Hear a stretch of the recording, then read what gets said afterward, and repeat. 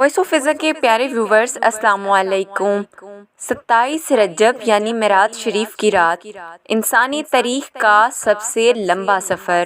قرآن کریم اور احادیث سے ثابت ہے کہ معراج کا تمام سفر روحانی نہیں بلکہ جسمانی تھا، یعنی نبی اکرم صلی اللہ علیہ وآلہ وسلم کا یہ سفر کوئی خواب نہیں تھا بلکہ ایک جسمانی سفر اور عینی مشاہدہ تھا۔ یہ ایک معجزہ تھا کہ مختلف مراحل سے گزر کر اتنا بڑا سفر اللہ تعالیٰ نے اپنی قدرت سے صرف رات کے ایک حصے میں مکمل کر دیا۔ اللہ تعالیٰ جو اس پوری کائنات کا پیدا کرنے والا ہے، اس کے لیے کوئی بھی کام مشکل نہیں، کیونکہ وہ تو قادر مطلق ہے، جو چاہتا ہے کرتا ہے، اس کے تو ارادہ کرنے پر چیز کا وجود ہو جاتا ہے۔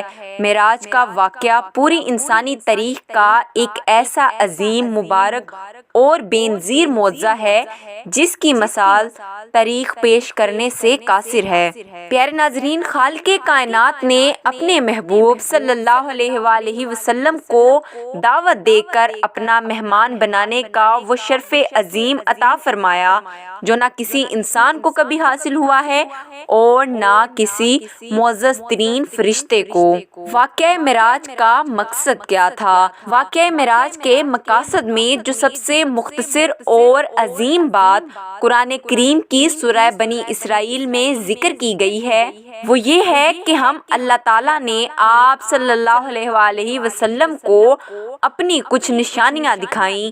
اس کے مقاصد میں سے ایک اہم مقصد اپنے حبیب محمد صلی اللہ علیہ وآلہ وسلم کو وہ عظیم الشان مقام و مرتبہ دینا ہے جو کسی بھی بشر حتیٰ کہ کسی معزز ترین فرشتے کو بھی نہیں ملا ہے اور نہ ہی ملے گا۔ نیز اس کے مقاصد میں امت مسلمہ کو یہ پیغام دینا ہے کہ نماز ایسا عمل اور عظیم عبادت ہے کہ اس کی فرضیت کا اعلان زمین پر نہیں بلکہ ساتویں آسمان کے اوپر بلند و اعلیٰ مقام پر معراج کی رات میں ہوا۔ نیز اس کا حکم حضرت جبریل علیہ السلام کے ذریعے نبی اکرم صلی اللہ علیہ وآلہ وسلم تک نہیں پہنچا بلکہ اللہ تعالیٰ نے فرضیت نماز کا تحفہ بذات خود اپنے حبیب صلی اللہ علیہ وآلہ وسلم کو عطا فرمایا۔ نماز اللہ تعالیٰ سے تعلق قائم کرنے اور اپنی ضرورتوں اور حاجتوں کو مانگنے کا سب سے بڑا ذریعہ ہے۔ واقعہ معراج کی مختصر تفصیل۔ اس واقعے کی مختصر تفصیل یہ ہے کہ حضور اکرم صلی اللہ علیہ وآلہ وسلم کے پاس سونے کا تشت لایا گیا جو حکمت اور ایمان سے پر تھا۔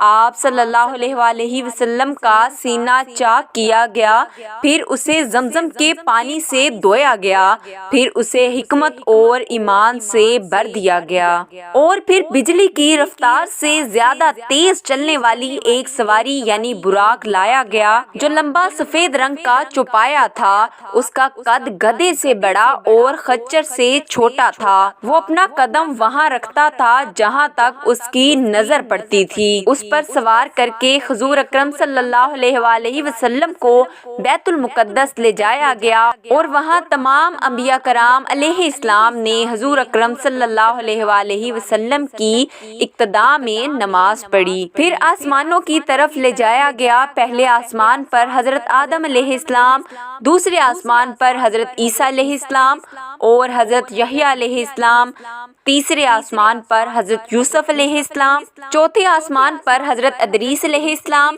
پانچویں آسمان پر حضرت ہارون علیہ السلام، چھٹے آسمان پر حضرت موسیٰ علیہ السلام اور ساتویں آسمان پر حضرت ابراہیم علیہ السلام سے ملاقات ہوئی۔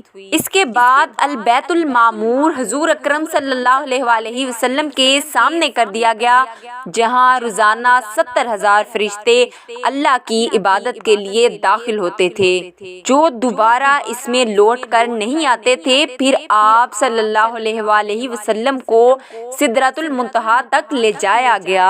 آپ صلی اللہ علیہ وآلہ وسلم نے دیکھا کہ اس کے پتے اتنے بڑے ہیں جیسے ہاتھی کے کان ہوں اور اس کے پھل اتنے بڑے بڑے ہیں جیسے کہ مٹکے ہوں۔ جب سدرۃ المنتہا کو اللہ کے حکم سے ڈانپنے والی چیزوں نے ڈانپ لیا تو اس کا حال بدل گیا۔ اللہ کی کسی بھی مخلوق کی طاقت نہیں ہے کہ اس کے حسن کو بیان کر سکے۔ سدرۃ المنتہا کی جڑ میں 4 نہریں نظر آئیں، 2 باطنی نہریں اور 2 ظاہری نہریں۔ حضور اکرم صلی اللہ علیہ وآلہ وسلم کے دریافت کرنے پر حضرت جبریل علیہ السلام نے بتایا کہ باطنی 2 نہریں جنت کی نہریں ہیں اور ظاہری 2 نہریں فرات اور نیل ہیں۔ فرات عراق میں ہے اور نیل مصر میں ہے۔ نماز کی فرضیت۔ اس وقت اللہ تعالیٰ نے ان چیزوں کی وحی فرمائی جن کی وحی اس وقت فرمانا تھا اور 50 نمازیں فرض کی۔ واپسی پر حضرت موسیٰ علیہ السلام سے ملاقات ہوئی۔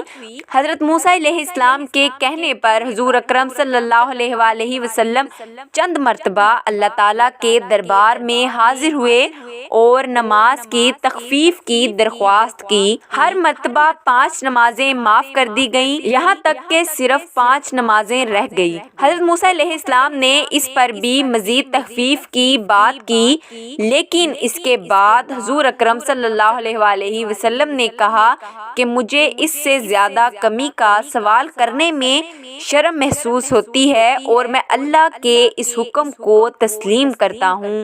اس پر اللہ تعالیٰ کی طرف سے یہ ندا دی گئی، میرے پاس بات بدلی نہیں جاتی ہے، یعنی میں نے اپنے فریضے کا حکم باقی رکھا اور اپنے بندوں سے تخفیف کر دی، اور میں ایک نیکی کا بدلہ 10 بنا کر دیتا ہوں۔ عرض کے ادا کرنے میں 5 ہیں اور ثواب میں 50 ہی ہیں۔ سبحان اللہ۔ پیارے ناظرین، اللہ تعالیٰ سے دعا ہے کہ ہم سب کو 5 وقت کا نمازی بنائے اور قرب الہی نصیب فرمائے۔ آمین ثم آمین۔ امید ہے کہ آپ کو یہ آج کی ویڈیو اچھی لگی ہوگی۔ ایسی مزید ویڈیوز کے لیے ہمارے چینل کو سبسکرائب کریں۔ انشاءاللہ اگلی ویڈیو میں ملاقات ہوگی، تب تک کے لیے اللہ حافظ۔